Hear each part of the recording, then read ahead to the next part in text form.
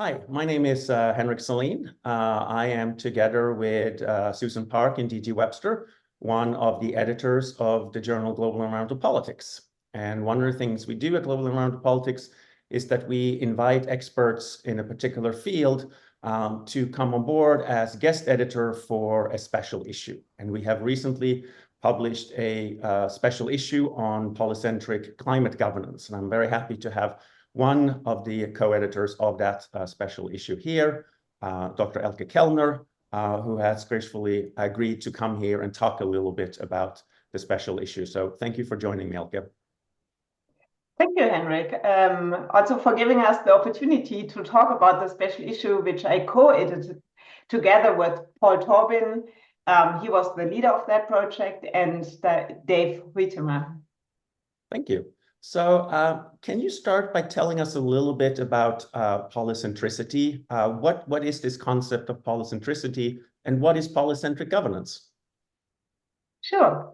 In this special issue, we share the same definition in each article. So the definition was provided by Ellen Ostrom and has become widely used in the field. And the definition is: polycentric systems are characterized by multiple governing authorities at different scales, rather than a monocentric unit. Each unit within a polycentric system exercises considerable independence to make norms and rules within a specific domain. And I would like to clarify three aspects of this definition. First, one may argue that the specific reference to authorities implies state actors. But in this special issue, we consider a wide area of actor types. Second, some scholars emphasize that there has never been a monocentric climate regime, while others propose that the Kyoto Protocol-based approach was the closest approximation of monocentricity regarding climate governance at the global level. Hence, if everything is polycentric to some degree, how then do we know which systems are more or less polycentric? And third, Ostrom's reference to considerable independence is contrary to the interdependence that has emerged as a central topic in subsequent research in this field. Even though this definition is complicated with aspects that can be critiqued, the definition provides a shared starting point for each of the articles in the special issue. And as you mentioned, Henrik, the special issue is not on polycentric governance in general, but on polycentric climate governance. All articles focus on climate change mitigation, but not on climate change adaptation. So this idea of polycentric governance has been applied to a number of different issue areas, but as you just mentioned, the special issue is on polycentric climate governance. Why did you and your co-editors think that this was the time to do a special issue on polycentric climate governance specifically?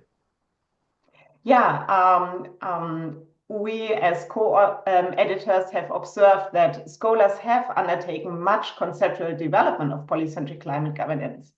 However, there has been limited empirical examination of whether this concept can aid climate change mitigation or if it may undermine the efforts in certain contexts. Thus, this special issue examines the empirical realities of polycentric climate governance. Building from the shared definition of the concept, the articles analyze a range of governance systems across policy styles, governance levels, and types of actors. So the special issue contains a number of really great articles, and we don't really have time to go into depth through every single article here. But can you say a little bit about broadly what the articles find, what this special issue brings to the table? Yeah, sure. The articles provide a critical examination of the empirical realities of polycentric governance across, as I mentioned, a wide range of country contexts, governance levels, types of actors. And the articles analyze all of the existing scholarly literature on polycentric climate governance and climate mitigation. So this is a polycentric climate governance review. Then all 167 nationally determined contributions, national and subnational action in both federal India and Sweden, transnational municipal networks featuring thousands of cities, and almost 200 non-governmental organizations from 21 Latin American countries, and finally, the climate commitments of more than 12,000 businesses. And telling a little bit about the insights. So the literature review led by me emphasizes the importance of states within polycentric governance system. It provides insights into how local initiatives share and transfer knowledge. An article by Castro and colleagues shows that greater engagement in polycentric governance is associated with stronger domestic mitigation policies, but not with more ambitious nationally determined contributions.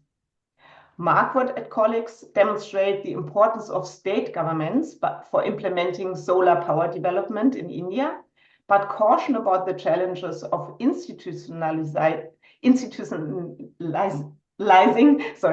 and scaling up these activities. And Weiderbeck and colleagues offer a cautionary tale. They find that polycentric governance systems have mobilized key industry and cities for greater action, but warn that even with this pioneer country, emission reductions appear inadequate. And Kern and her colleagues introduce a new tripartite framework for examining governance of, by, and with networks. Further, they examine how three transnational municipal networks have become more and less polycentric over time. Tucson and her colleagues conduct a study of Latin American NGOs. They present how NGOs create networks with a diverse range of actor types and identify factors that explain the governance level at which the partners of NGOs operate. And finally, our leader of this project, Paul Tobin, and his colleagues explore the use of large N data sets for examining polycentric climate governance systems. They find that transnational initiatives can elevate emission reduction of business, but also that business can miss their self-selected deadlines for targets. There are a number of really important strengths in this special issue. I think one of them is that the way that you use this idea of polycentric governance in a very consistent way. And the articles is also incredibly empirically rich. And I think this has really moved the field forward. That said, there's always room for more research, more conceptual development. So based on this special issue and the results that have come out through the different articles, do you see any particular future directions to sort of move this field even further? Yeah, we consolidated all the findings of the articles and future research streams by identifying 5 key themes. And these themes are the operationalization of polycentric governance systems, voluntary action, temporality, power, and effectiveness in mitigating climate change. So I will give some insights on each of these themes. So operationalization. Scholars in this special issue draw mainly on existing frameworks and key propositions. And we suggest that future research also draw from a shared set of assumptions, because this could provide a fruitful foundation for conducting research on context-specific governance systems, particularly through comparative collections of studies that examine polycentric climate governance across different contexts and/or over time. Coming to voluntarism, articles in this special issue find that voluntary initiatives and commitments as part of a polycentric governance system can support new opportunities. But they also find that this voluntarism can lead to gaps in performance. And these findings are especially noteworthy considering the reliance on pledge and review measures within current global climate governance. So consideration of variations in different direct and indirect incentives, reputational rewards, and motivations for participation that shape actors' behaviors within polycentric governance systems are likely to provide additional analytical insights. Next, temporality. So the special issue shows the challenge of including temporal considerations within studies of polycentric climate governance. Only one article traces the evolution of such a system. One of the reasons for the lack of exploration of temporality within polycentric governance is the nascence of such systems regarding climate change.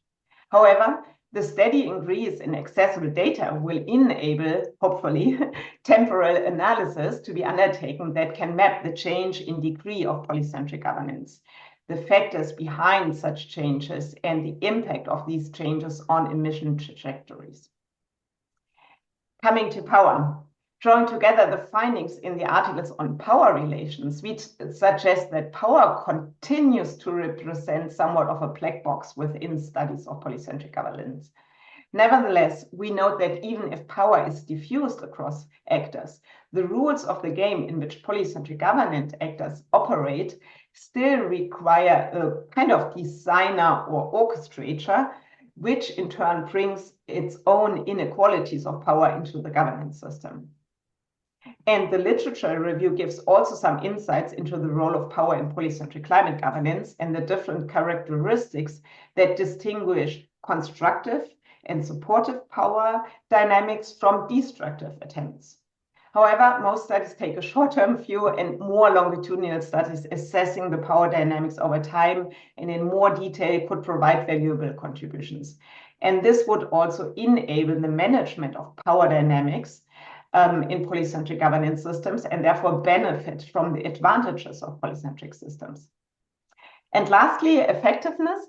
So future scholarship would benefit from engaging directly in researching how countries and business decide the degree of ambition within their respective climate policy targets. And this research can build on the exploration of, for example, the article of Markert and his colleagues of the promises, but also the pitfalls of polycentric climate governance, such as lack of authority, coordination, or finance. Thank you. Very interesting. So based on those those findings, what would you say are some of the sort of most critical empirical gaps, and are there any particular methodologies that you see as potentially fruitful in moving the research agenda forward? Yeah, in general, the literature on polycentric climate governance shows that polycentric governance thinking overall is still underdeveloped, and the operationalization of the concept follows not a standardized protocol. And this really complicates the comparison of empirical studies and impedes the accumulation of knowledge that is key to strengthen the climate action at all levels.